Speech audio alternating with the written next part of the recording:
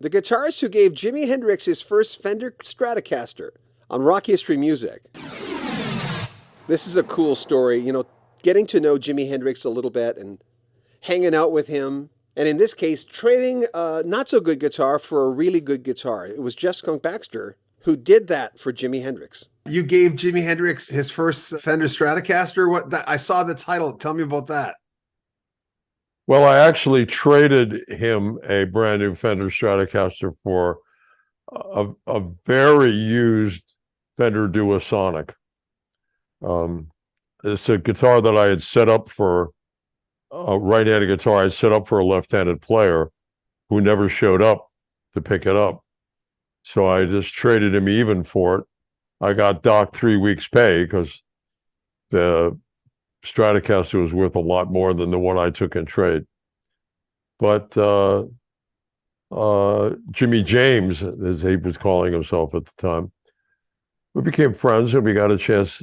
We didn't spend a whole lot of time together. It was one of those things where you don't see each other for a while, then you get a chance to get together and, But in the early days when he was playing down in the Village, yeah, we got to be friends. Fine human being, quiet, pensive, retrospective, polite, and of course, a genius. Who were you back then? How would you describe yourself back then?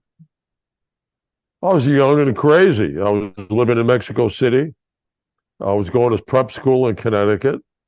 I was working in music stores on 48th Street in New York, and I was working in clubs at night. Did you ever do that with cars? I just talked to Lou Graham an hour ago, and he has still 5 classic cars. But did you ever go that route? Were you a car lover? I love Detroit metal, and I'm a fan. And since I grew up in Mexico, I learned a lot about cars very early because in a lot of ways, like Cuba, people kept their cars and kept them in repair as opposed to buying a new one because mostly they couldn't afford it. So I tore down a number of cars, learned to have a huge love for Chevy Mouse, 377 small block, a lot of those, Ford 302s, stuff like that. So, yeah. I'm always curious about running into people who, like my wife has grit. I don't have that as much. And only in the last couple of months have I been working constantly and I'm inspired by it, but I don't know what did it. I'm not really sure, but I'm curious to look at some people where Shannon opens a file and she has to, Asperger's people sometimes, or even autistic people. I watch my daughter who's autistic and 24. She has to open the file, but she has to close that file. And there's some people who it's like homework. They don't want to do that file. And I always call it grit, but you sound like a guy. Do you have a lot of files open or do you like to close the file? It depends. It depends on what I'm doing.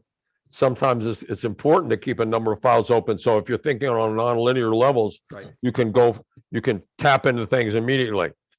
And by the way, I hate the word autism. I believe that label is given to people that the average person doesn't understand and therefore has to give it a label. I have a number of friends who have kids in the spectrum. Some of them are amazing at what they do. Do you know that at GCHQ, which is the British version of the National Security Agency, the NSA, the Crippies out there, they hired 15 gentlemen between the age of about 20 and 30 who are in the spectrum, and they're the best cryptologists they've ever had. So I didn't mean to get off topic here, but no, that's good. I hate it when people use labels, number one, that they don't understand, number two, that they apply because they're afraid as opposed to understanding. And so I might be in the spectrum. I don't know. I'm slightly dyslexic, which is fantastic because that way when I'm watching somebody play guitar, it makes perfect sense to me. You know, I'm good. Oh yeah, I'm good. So I see it as an advantage. I see many of these things as advantages.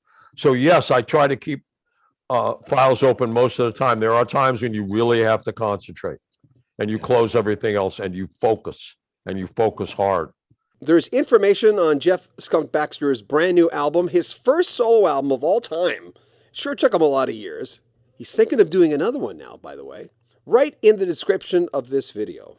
Remember, if you want to make a donation to the channel, there are links at the very top to PayPal. You can join our Patreon, get early access to all our videos from all of our channels.